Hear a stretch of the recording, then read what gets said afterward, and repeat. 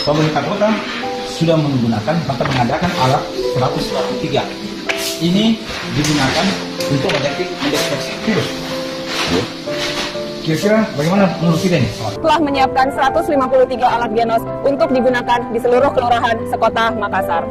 Alat genos ini, kalau menurut saya, bahaya sekali. Sangat berbahaya, ngeri.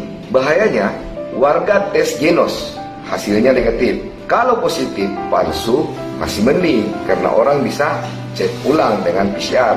Tapi kalau negatif, palsu, ini yang ngeri. Jika tim Makassar Recovery, dalam hal ini tim Nakes, beserta tim detektornya, menggunakan alat ini, mereka jalankan program ini, maka hasil tes warga negatif. Artinya, banyak masyarakat yang lolos dan bersentuhan dengan warga lainnya, tapi sebenarnya dia positif. Tanpa disadari, warga itu menyebarkan virus corona ke warga yang lainnya. Efeknya apa? Yang timbul peningkatan lonjakan penderita COVID-19 di Kota Makassar. Ngeri tidak? Sebelumnya kan saya sudah sampaikan bahwa genos alat pendeteksi COVID-19 ini tidak direkomendasikan oleh WHO. Jelas, tidak bisa dipakai. Yang kedua, pakai logika sederhana saja. Dari 415 kabupaten, 93 kota, dan 34 provinsi se-Indonesia, tidak ada yang pakai genos. Cuma Makassar yang pakai alat genos ini. Untuk mendeteksi virus COVID-19 itu adalah yang pertama PCR, rapid test antigen, dan yang ketiga adalah genos. Genos ini adalah level terendah di antara alat untuk mendeteksi COVID-19 dan tidak direkomendasikan oleh WHO. Pertanyaannya, kenapa tim Makassar Recovery menggunakan alat genos untuk mendeteksi virus corona di 153 kelurahan? Masa para dokter-dokter yang bergabung di tim Makassar Recovery itu tidak tahu bahwa alat genos ini tingkat akurasi datanya untuk mendeteksi virus corona itu tidak bisa dipercaya? Baca berita di YouTube, konferensi pers BNPB Indonesia. Juru bicara Satuan Satgas Penanganan COVID-19, Pak Wiku Bukti, itu bilang, genos tidak bisa mendeteksi virus. Kereta Api Indonesia, Garuda Indonesia yang dulu kemarin sempat memakai alat genos, sekarang sudah tidak lagi memakai alat genos untuk mendeteksi virus corona.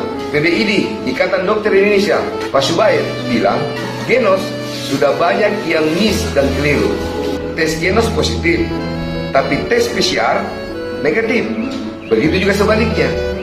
Banyak yang dites negatif, tapi terbukti terinfeksi COVID-19 setelah dites PCR. Ketua YLKI, Pak Tulus, itu mendesak pemerintah untuk mengepolasi penggunaan tes genos. Kenapa? Karena banyak pengaduan kegagalan genos dalam mendiagnosa. Banyak yang dinyatakan positif, tapi setelah dicek pakai antigen, hasilnya negatif. Sekarang lagi musim PPKM darurat, Jakarta, Bogor, dan lain-lain, Bali. Mulai tanggal 5 Juli 2020, genos tidak lagi menjadi syarat perjalanan. Itu termuat dalam aturan PPKM darurat. Alat ini telah mengantongi izin edar dan izin pakai dari Kementerian Republik Indonesia. Sebenarnya, Kemenkes itu belum pernah mengizinkan alat genos untuk digunakan sebagai alat screening deteksi COVID-19. Kemenkes hanya mengeluarkan surat izin edar sementara selama 1 tahun. Pemerintah Kota Makassar telah melakukan upaya-upaya untuk melindungi warganya dari virus COVID-19. Salah satu upaya yang dilakukan adalah screening massal yang menggunakan alat genos untuk mengidentifikasi warga yang terpapar virus COVID-19. Jadi pertanyaan besar, kenapa tim Makassar Recovery pakai alat genos ini? Sementara tingkat akurasi pendeteksian terhadap COVID-19 itu lemah sekali. Alat genos ini akan dioperasikan oleh 2 orang terlatih dari pihak kelurahan dan pihak Dinas Kesehatan Kota Makassar. Yang mengkhawatirkan saya adalah tim detektor dan tim nakes. Mereka yang ke rumah warga untuk melakukan pendataan tes alat genos ke masyarakat. Bagaimana bila ada masyarakat yang benar-benar tertular positif COVID-19? Kalau yang saya lihat, APD di Karibosi misalnya yang dilantik Pak Wali kemarin, itu yang transparan, itu kayak jas hujan, Saya nggak tahu level berapa, yang jelas di bawah level 3. Nah, persyaratan untuk pemakaian APD yang aman adalah APD level 3. APD level 3 itu wajib sekali pakai. Jadi misalnya kalau dia pakai di Karibosi kemarin, pengukuhan itu, setelah itu harus dibuang, dibakar, dimusnahkan. Nah, kembali kepada tadi, tim detektor yang paling rawan terjangkit virus corona, bahkan juga menjadi penyebar virus corona pada saat melakukan pengambilan sampel udara ke warga-warga. Contoh, di rumah warga si A tidak terkena COVID.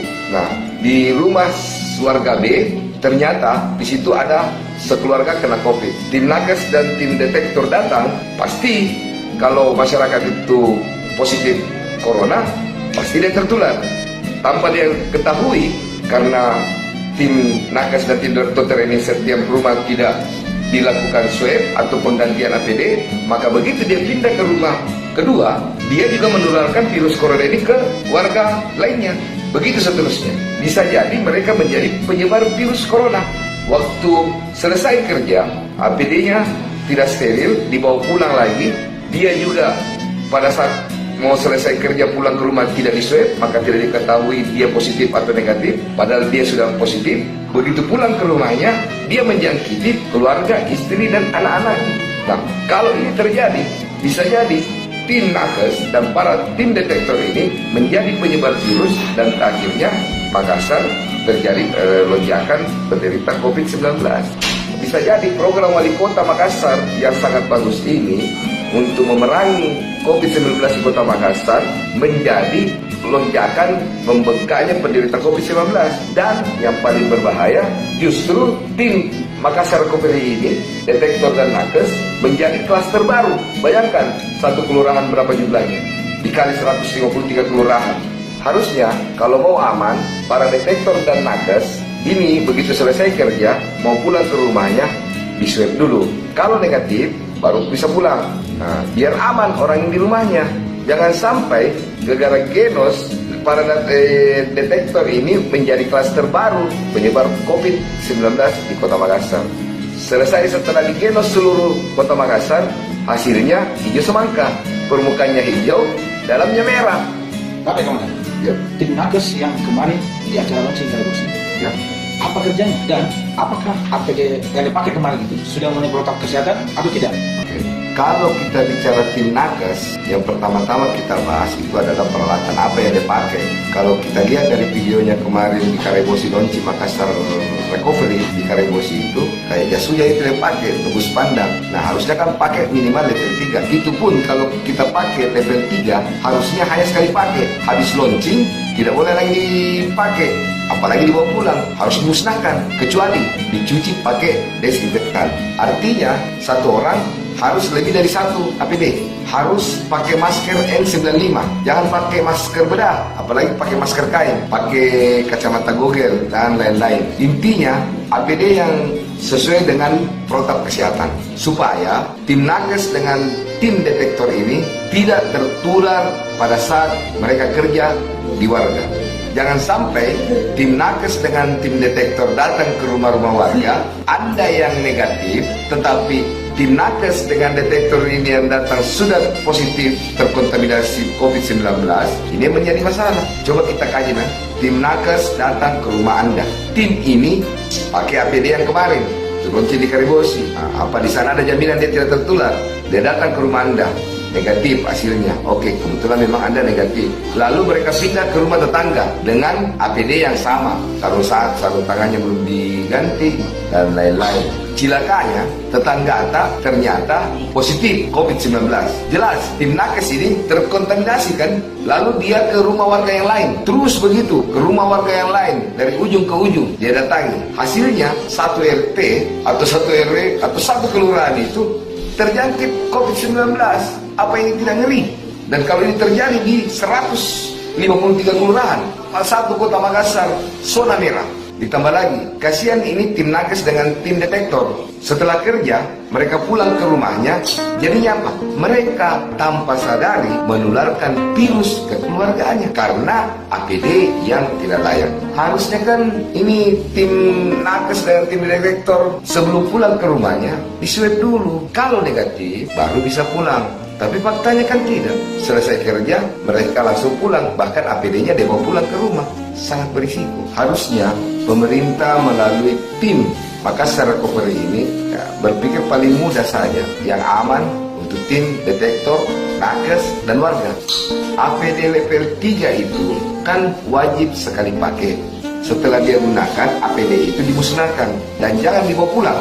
Seperti protap yang biasa kita lihat di rumah-rumah sakit itu kan, setelah dia pakai, musnahkan. Karena bila APD level 3 itu dipakai terus-menerus dari ujung ke ujung rumah warga, itu bisa menyebabkan penyebaran virus COVID. Karena APD tidak diganti, sarung tangan juga tidak diganti, padahal dia sudah mengambil tabung dari tangan-tangan warga. Kalau dilihat juga metode pengambilan udara untuk genos melalui tabung ini, itu kan mendatangi rumah-rumah warga. Ini menimbulkan kerumunan di tengah masyarakat. Artinya ini melanggar aturan prokes lagi. Kenapa tidak dipakai metode seperti TPS? Warga datang ke satu tempat di ruang yang terbuka, ya per 30 orang diurai per hari. Begitu ada yang positif, dikarantina dulu di situ, baru ditingkatkan tes pakai PCR. Kalau hasil PCR-nya itu negatif, baru bisa pulang. Tapi kalau positif, Pemkot juga harus siapkan satu lahan khusus yang terisolasi untuk perawatan selama 14 hari hingga